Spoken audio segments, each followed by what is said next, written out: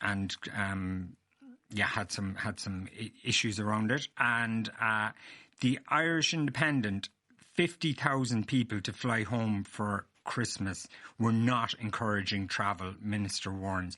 I think I read somewhere in the last week or two that normally about 1 million people come home for Christmas, so 50,000 suggests about 1 in 20 of those who would normally come. And in fact, I'm joined now by Donal Moriarty, who is interim CEO of Lingus. Good morning, Donal. Morning, Brendan. Do you think we should have allowed people to come home for Christmas, or do you think it was right that we disencouraged them? Well, there's a traffic light system in place, Brendan, as you know, that sort of facilitates travel. That's been adopted since the 8th of November, and it was extended on the 29th of November. So it's fairly strict. Obviously, Aer Lingus would have a different view as to the level of travel that there should be, but Christmas will be what it is at the moment. As you said, 50,000 people. Normally, there are 32 million passengers coming through Dublin Airport annually. About 1 million of those would come back and forth over the Christmas week, essentially.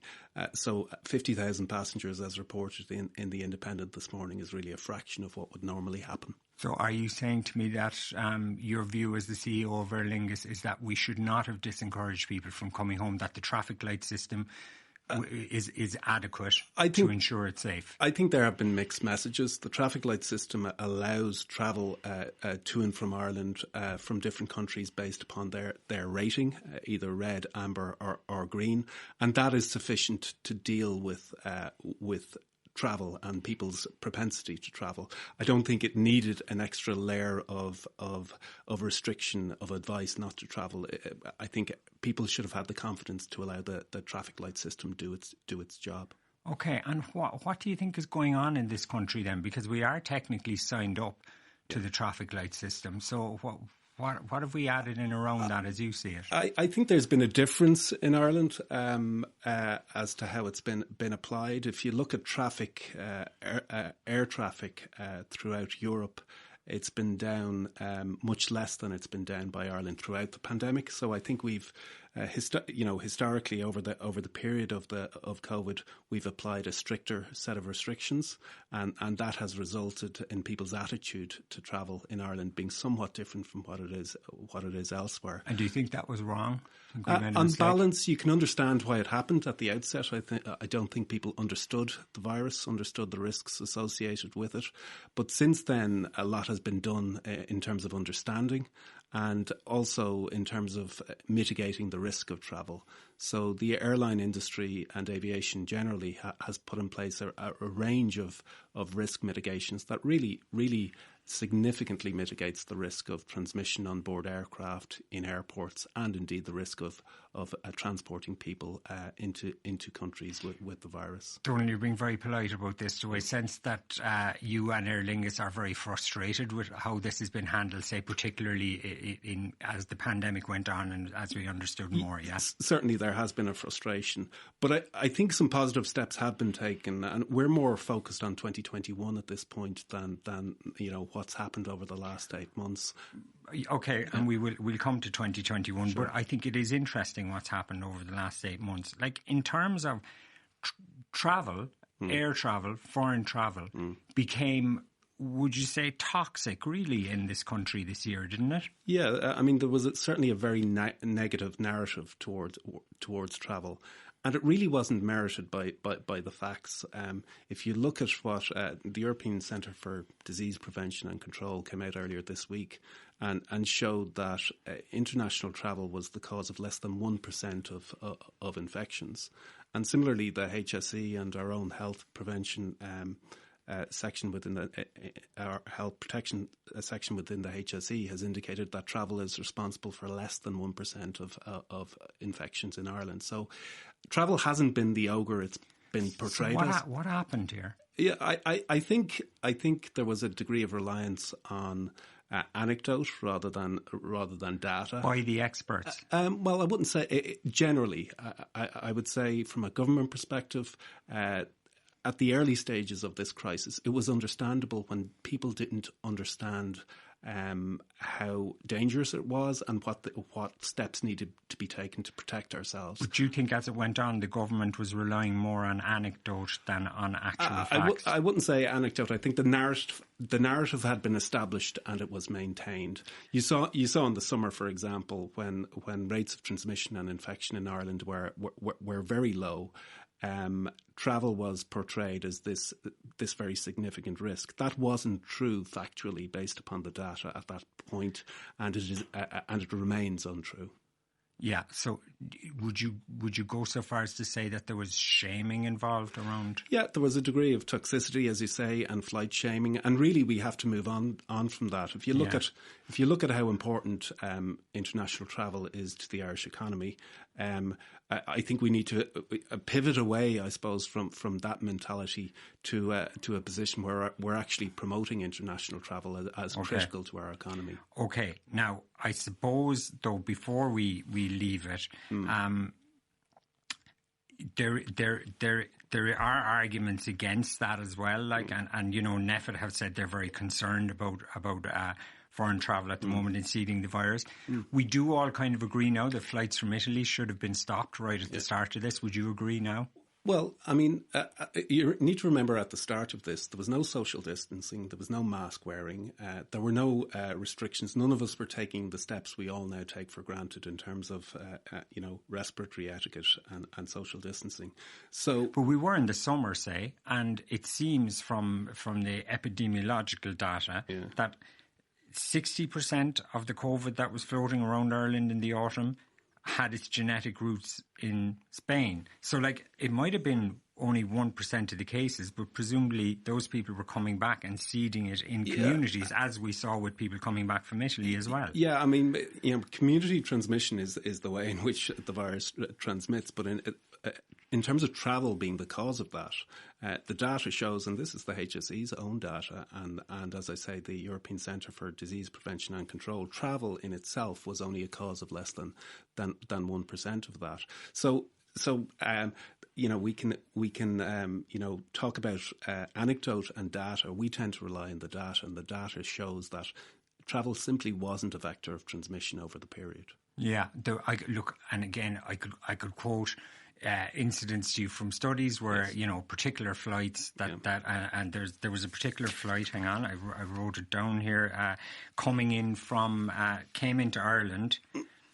59 cases in 6 of 8 health regions were linked to a single international flight into Ireland in the summer. 13 cases were linked. This was a flight that was quite empty. And 5 different cases travelling from 3 different continents all had the same virus genome, which suggests that those people got it on the plane. Like, and Brendan, I think you'll find that there are stories of that type, and they came about prior to the introduction by the industry of a range of safety measures. For example, there's social distancing in the airport environment. There's compulsory mask wearing on board the aircraft. There's extreme cleaning of all aircraft on the turn, and then there's the measures on board in terms of HEPA filters, creating effectively a surgical quality air environment on board the aircraft. So I think the cases that the stories that you're referring to there happened before the industry introduced those changes. Those changes were introduced in May and June and have been ramped up since then. So as of now, it's our view, and it's the view of the industry, of course, that travel is safe. It is safe. Yeah. Like, I think. Do you think it's all to do with shaming and it's all to do with advice? Or do you think people fundamentally think, I don't feel safe getting into a metal tube, sitting next to someone on a long-haul flight for, 6, 7, 8 hours. I'm within 3 feet of them, absolutely, because the airlines are still seating people in centre aisles. Do you think people themselves just don't feel it's safe? No, I think it's the narrative that has caused people to feel unsafe, to be honest with you, Brendan. The narrative of NEFIT and the government. The narrative that has come out at a policy level, essentially. Yeah. If you look at Irish people, we've a higher propensity to travel than most countries. We fly more than most countries. So we've shifted from a position where we fly more normally to a position where we're flying significantly less than other countries. Something has caused that, and I don't think it's inherent in people's own attitudes. I think it's been conditioned. Okay, by NEFIT and the government. By the application of policy. Yeah. Now, the traffic light system, which we are technically part of now, is underpinned by testing, really. Yeah. What have you done in Aer Lingus to put in a testing regime around flying? Well, we're obviously advising all of our customers to comply with the policy and the testing regime that's been put in place. So the testing regime is effectively twofold. For passengers travelling from orange-listed countries, they have an option of taking a pre-departure PCR test, and that avoids them having to restrict their movements once they arrive in Ireland. And for countries designated as red, they have an option to take a post-arrival 5-day test. That's the system. What has Aer Lingus done to facilitate that for people? Should you not, like you've had, whatever, the guts of a year here where, there wasn't a lot else going on for you. Was there any innovation happened over that time in terms of how you... We've been advising our customers as to how they can go about getting those tests. So we tell our customers where they can go get those tests. Dublin Airport, for example, have set up a PCR testing facility in the airport. So if you're travelling from Ireland and you need to get a PCR test to comply with where you're going, you can get it in Dublin Airport. Similarly, but if you get it in the airport and then you're getting on a plane...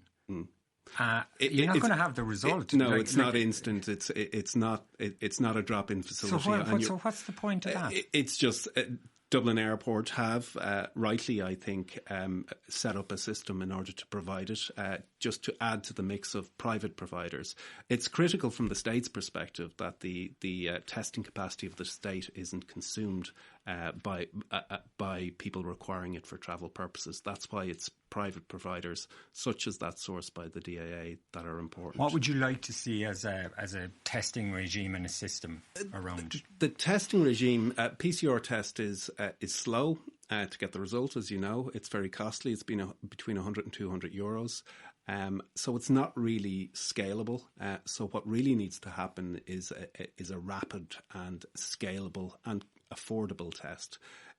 There's a lot of progress been made in antigen testing as a standard. So it is our view that antigen testing needs to be the standard adopted for travel as a screening standard in conjunction with all of the other safety measures that are in place. And is antigen testing, have you guys identified an antigen test that you are confident in the specificity and reliability of? Roche and Abbott have produced antigen tests that have a very high degree of specificity and sensitivity, as you say, and they're very effective. But the important thing to say is that would be one of a number of measures that should be taken by passengers travelling.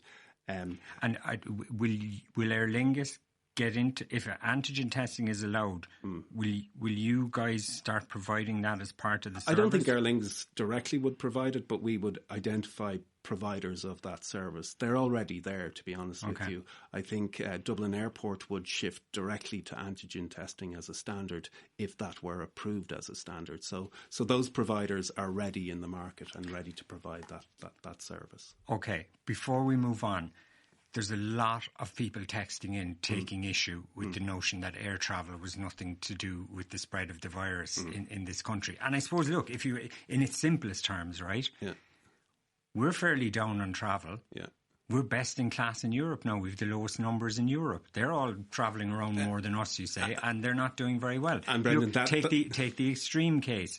Look at New Zealand and Australia. Yeah. They have their lives back because they said we're going to forego international travel now. It's going to be difficult, but we get our society, our culture and our lives back for the time being. But you're linking two things that aren't cause and effect. So there's no doubt that Australia and New Zealand are the way they are because of tight border control and not allowing flights in and out. If you take the example of Ireland versus the rest of Europe, and no doubt Ireland has done a very good job in suppressing the virus, and the position we're in at the moment is very strong, and it's better than is the case in other European countries, although rates of transmission and infection are now declining in other European countries because of the measures they're taking.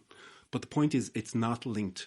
The recent improvements in Ireland and the difference between Ireland and other countries in Europe is not linked to travel. So if you look at the ECDC data and our own HSE data, they show the same thing, that travel is responsible for less than 1% of cases. Would you agree that as we get it down more, which we, like, who knows where it's going from here with the carry on around the place, but if we get it way down, do you not agree that international travel then becomes a much more significant issue because anyone coming in with it then becomes very important? No, because I think the measures that can be put in place to prevent that happening in the form of an appropriate testing regime, coupled with a number of other measures, will mitigate that risk. And just to give you an example of one other measure that we've been advocating for that hasn't yet been adopted, I believe everyone arriving into Ireland should be, on a mandatory basis, required to download the Track and Trace app. Currently, we have to fill out the electronic passenger locator form, and that, almost manually says where we will be for a period of 14 days after arrival. A far more effective regime would be a rapid antigen test prior to departure, plus a mandatory use of the Track and Trace app on arrival. That would mean if there were any issue with that individual in terms of infection, that the ability to quickly and effectively track and trace would be on tap and instant. Okay. That single measure would make a huge difference. Okay, so you do agree with the need to keep a good eye on people who fly into the country, because the ECDC and the European Aviation Safety Agency this week, when they were talking about incoming travellers, contributing little to the spread of the virus, they actually said that aviation safety health protocols now mean that there's no inherent risk in air travel and that they don't even think there should be a focus on screening travellers. Would you go that far? Well, what they're saying is based upon the data. They're saying that the risk associated with international travel is minimal. The level of cases caused by it currently is minimal, and that's why they are also, however, advocating testing regimes to support that. So they're not advocating the abandonment of any restriction. They're saying what they're saying in conjunction with there being an appropriate testing regime, and we believe that standard needs to be an antigen test standard because it's rapid and affordable. Okay, how bad are things in Aer Lingus? Things have been very challenging in Aer Lingus over the last 10 months. I think what happened to the aviation industry was pretty catastrophic. I'm very conscious that similar things have happened to other industries, tourism in particular.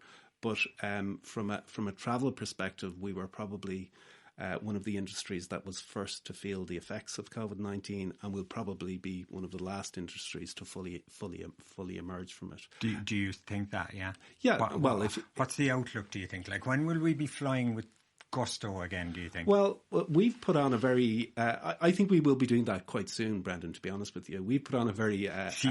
look, I know that people are dying to know what the head of Aer Lingus thinks. When you say soon, they want to know, what does he mean midterm? Does he mean Easter? I'll tell you what summer? Soon means exactly. We've a very extensive summer schedule that we've launched, so we'll be ramping up our operations from March, April onwards. So by the middle of June, we'll be 70% in terms of our operations versus what we would be in a normalised year, say 2019. So we'll be flying to all of the places, or pretty much most of the places that people want to go to in terms of sun destinations, Faro, Malaga, the Canaries, all of that sort of stuff. We'll have our US operations, transatlantic services back up and running to a reasonably normal level. And of course, we'll have our normal business traffic, Dublin, London, Heathrow, Cork, Shannon, London, Heathrow, and European cities. So we plan to be back fairly extensively from summer 2021 onwards. And just to remind everyone, summer for us starts in April. Okay. Now, do you think people are going to be nervous about booking because of uncertainty and because they've had bad experiences, I think, in fairness, with both Aer Lingus and Ryanair in terms of cancellations, in terms of not getting their refunds quickly and all that kind of stuff. And there's still a lot of uncertainty. And look, if I book a flight with you now, as much as I'd love to, in May, I'm also booking accommodation. I'm booking, hiring a car potentially and all that. Yeah. And then if you turn around and cancel that flight in the meantime or whatever, there is a load of uncertainty around it all, isn't there? Well, we've launched what we call a Book with Confidence suite of options for our customers, whereby we allow customers to book and then to flexibly change that booking. So, for example, say you book your holidays to the Canaries today, and you're travelling in the middle of June or July, and in April you decide that you don't want to go or you want to move that out, we'll allow you to move the date of that travel. So to move it out without cost to you, effectively. And we also have options where you can buy fares which entitle you to a full refund or entitle you to exchange your travel for a voucher that you can then apply at a later date. So we're trying to give, and we are giving our customers at the moment, a lot of flexibility in how they can change their booking. So if their plans change, they can change along with them. Okay. Patrick, who is representative of a lot of texters, can you ask your guest why I'm still waiting for a voucher from Aer Lingus since March? I supported the company by not seeking a cash refund, have spent any number of hours trying to contact them by phone and email, with the usual excuse being the high level of requests. This may have been true early on, but surely not now. Yeah. The amount involved is just over €100. Yeah, well, let me explain where we are. Firstly, I apologise to the listener that isn't good enough, but we've had in excess of 2 million individual requests for vouchers and refunds, combination of the two, and at this point we've processed over 90% of them, in excess of 1.8 million of them. Each of those has to be manually processed. So that's 200,000 people who have not been processed. That over 90%, I can't give you an exact. Well, 90% of 2 million. You said you've processed 90%. Yeah. There are 2 million. You've processed 1.8 million. There are 200,000 people. I said, left. I don't have a precise number. Yeah, you're roughly right. Yeah. So we've processed That's over. That's a lot of people. Well, we've processed over 90%. I understand that, but would you agree that 200,000 people is a lot of frustrated people? Yeah, well, let me tell you what we're doing about that. We've added additional resources and we've added technology in order to speed that up. So I can assure your listeners and customers, our customers, that we will get to every voucher and we will get to every refund. And do you have a time commitment on that? Each individual booking it can be complex, and we have to run through a number of systems in order to be able to process. I don't have a specific time period that I can say your voucher or your refund will be on this date, but I can commit to deploying significant resources to getting it done quickly. Do you know the other thing that's coming through here is that people are still afraid of flying? I presume you accept that there's huge kind of nervousness out there about it. And I think that is understandable, and certainly was more understandable historically. But from an industry perspective, the measures have been put in place to make the travel experience safe. I'll just give you an example. If you book a flight, you have to provide a health declaration before you travel. You have to a health declaration that you do not have COVID or that you have. You're not symptomatic in any way. So you declare that. You go into the airport environment. You're required to socially distance. You're required to wear masks. Similarly on board, and there are a range of restrictions on board the aircraft. Anyone who's travelled recently will be aware of how the boarding process has changed, the disembarkation process has changed. Everything has changed on board the aircraft to make it very safe. And as I say, the aircraft environment itself has a quality of purity in terms of. And we've heard about the HEPA filters from the start. Yeah, but I'd say people are still nervous about the idea of getting on a plane and there's someone bang there right next to you and you don't know who they are or where they've been. You're touching surfaces. There's all that kind of stuff. And I understand the nervousness, but even on to talk about the surfaces, for example, the aircraft are cleaned to a very high standard, much more frequently than they were previously. So the risk of transmission on board is very limited. So are we getting a deep clean after each flight? On every turn, we're getting a deep clean of the aircraft and cleaned again overnight. So the aircraft are cleaner than they've ever been, and the evidence will show, and IATA the International Aviation Transport Association has evidence to the effect that risk of transmission on board the aircraft is very limited. So the act of flying itself is safe, and I think for 2021 we're certainly focusing, and we're encouraging our customers to focus on what they can do and what is safe to do, and we believe that travel is safe. Yeah, there has been a tendency, I think, over the last year for us to be unable to see beyond the present moment in which we find ourselves, hasn't there? So the idea that things could be different in a few months, as much as the vaccines, we're getting our heads around it a little bit, but there is still that sense, isn't there, that people are very reluctant to commit to the idea of a different reality in April, May. I think we're sort of consumed by the immediate, and Christmas is the current immediate focus. But things will change, and they are changing. So if you look at the steps that have happened already, so the traffic light system was brought in. We want it improved. We want a more affordable and scalable test to underpin that, and we think that will happen over time. So it's our view that people should have confidence to book. There's flexibility in how they can book, and they can de-risk their own personal situation in that way. So we're certainly, as we obviously would, we'd be encouraging customers to book. But there's a texter here says, I'm not going to fly with any airline that doesn't require all passengers to show they have been vaccinated. As we move into the reality of a lot of people being vaccinated, I know that they're talking about that with Qantas, I think. Yeah. Is that something that you're going to start considering? It's going to take some time we don't know. No one knows what the vaccination rollout program is going to be, but it'll clearly take some time for that to roll out. And in the meantime, from an international travel perspective, there has to be a testing regime that underpins travel. And it's important. I mean, if I could touch upon briefly, Brendan, it's critical for the Irish economy that this is done as well.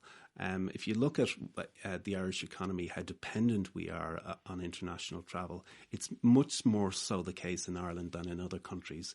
In terms of foreign direct investment alone, there are 140,000 jobs associated with foreign direct investment and travel. That sector has saved us this year. It's been flying like pharma, all that area. Those big multinationals have been what saved the economy. So clearly not suffering too much. From a GDP perspective, they've been sustaining the economy, but they're not flying, and they need to fly, literally. Did you see in the UK they're talking about that basically business high flyers or people who are coming in to do a deal or who are going to be worth something to the UK economy should get to forego quarantine restrictions.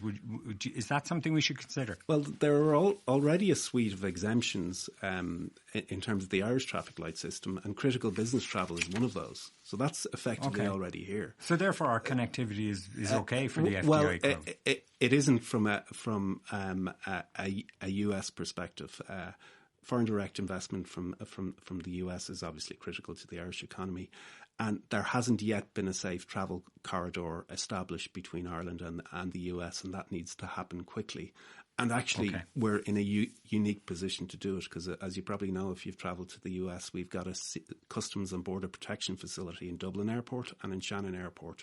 So we're in a much better position than other countries to set up a safe travel corridor between Ireland and the US. Okay, Donal Moriarty, Interim CEO of Aer Lingus. I think we all do hope that it goes well for you and that it goes well for all of us in 2021. But thanks very much.